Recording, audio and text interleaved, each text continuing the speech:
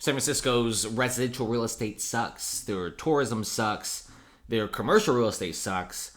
Companies are moving out. Everyone's leaving. And if you look at the street conditions, it's abysmal. Like, I've never seen like a city like this. Now, pause this video. If I told you this, that it's a big tech company, this is where Twitter is located, this is like where many of America's finest tech companies are, would you believe me? Probably not. You probably would think this is some third world country with all the trash, the poop, the crime everywhere. I mean, this is insane. This is actually crazy to see that this is our tech capital. But like I said before, no longer, okay? And we're getting some Chinese tourists coming to San Francisco, and they all say the same thing. San Francisco is by far the worst place they've ever been to. Like, people who went to San Francisco said they would rather go to some places like the Philippines or Thailand. At least there's beaches and great nightlife. At least you won't get stabbed in some parts. But San Francisco is so dangerous at this point. It's actually not a great place to go on vacation. Plus, if you tell your friends they're going on vacation in San Francisco, they'll probably tell you what's wrong with you in your head, and they probably said ew all the time. Now, because of this, millennials and Gen Z no longer like the city, okay? Even freaking Chicago, as bad as it is, you're getting a lot of people staying in Chicago, okay? Los Angeles, as bad the city is, the tourism is still pretty strong. San Diego is pretty bad too, but you're not even getting the outflow numbers like San Francisco. And that's crazy. I mean, so you got to do like one of the worst jobs possible and really try to run a city on the floor to end up like San Francisco. So millennials and Gen Zs are among the largest share of residents leaving San Francisco. Now, this data has been around for quite some time, and this data is becoming more and more true because the numbers are being sped up constantly. So millennials are going to be like guys who just recently graduated from college. These guys are ones trying to find a job. You get the idea, all right? I mean, a lot of these guys, they have high educations. You also have great schools around the area. Gen Z as well. These are all the young workers. They're right next to them. So you do have this really good combo. If a city doesn't have millennials or Gen Zs, and it's basically just a bunch of old people, this is probably not the best city to thrive in. You're going to be needing a lot of these young software engineers, young talent, young startup CFOs and CEOs to really make a city good. Because as I'm saying right now, a lot of these guys, they don't really want to associate themselves with the city anymore. I mean, for real, when you walk out the bus and you step on a piece of human poop, it really ruins your day, right? And there's even stories I've heard where people are like, yeah, I step on a piece of human poop twice a week, but it's not a big deal. I just wipe it off before I go into my house. Like, bro, that's crazy, right? If you go to Miami, Brickell, you would not be stepping on human poop. I mean, maybe dog poop, but even that's rare. But in San Francisco, twice a week, maybe 3 times a week, step on human poop, it's whatever. And that is something I can't wrap my head around. This is actually pretty crazy, and I don't like this at all.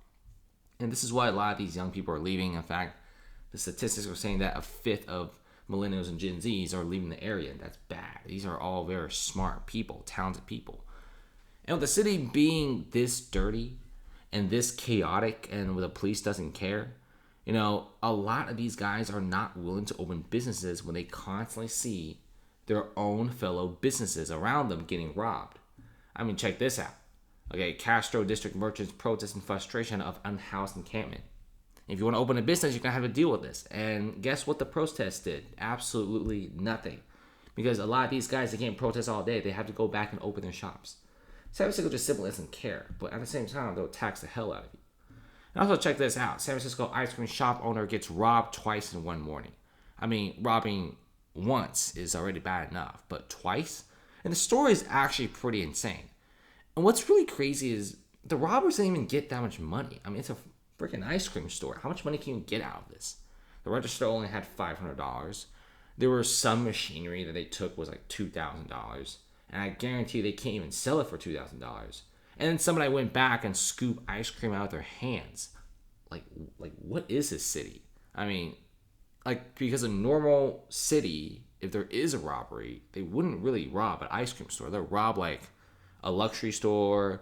They'll probably rob a bank. You get the idea, right? They'll rob somewhere and get a large sum of money. But only San Francisco where you get people straight up stealing ice cream, like the food itself. Like, screw the cash, screw the machines. I just want the ice cream.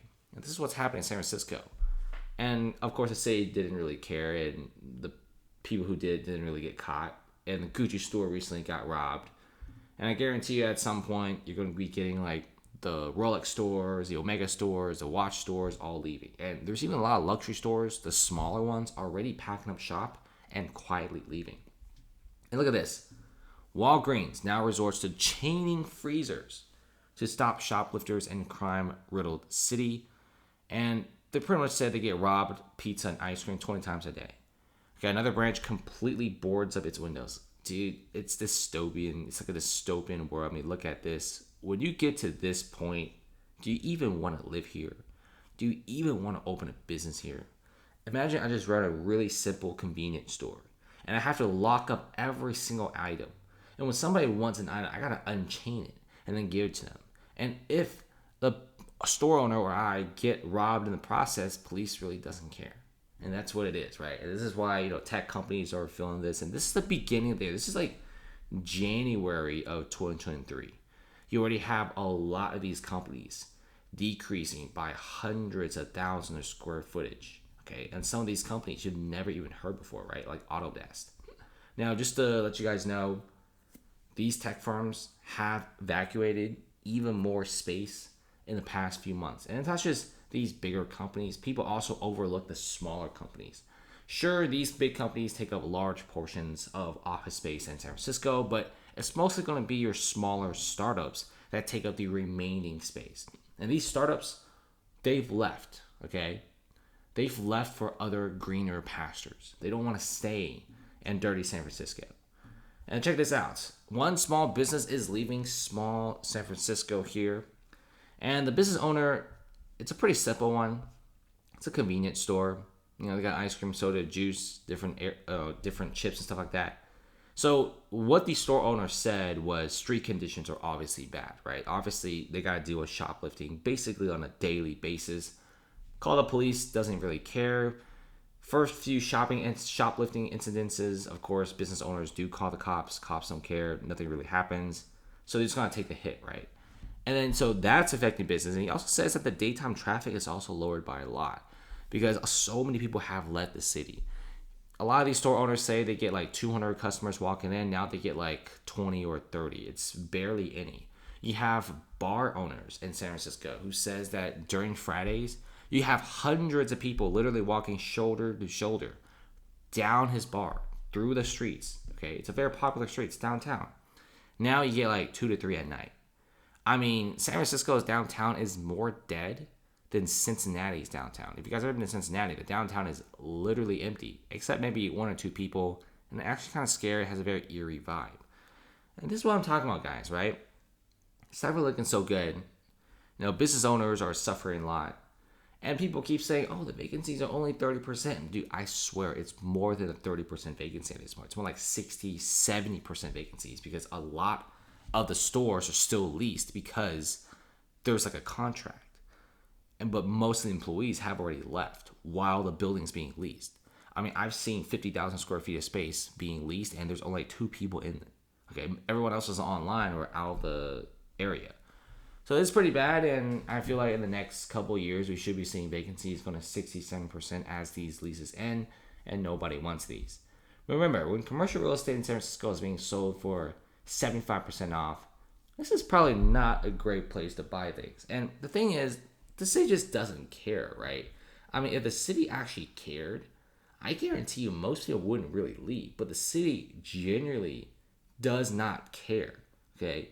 They really don't care, and it really amazes me, right? I mean, how they could just run the city to the ground like this. I mean, if they care a little bit, if they have some balls and enforce some more strict policies, I guarantee it wouldn't be like this. I hope the people governing San Francisco, they do a good job, okay?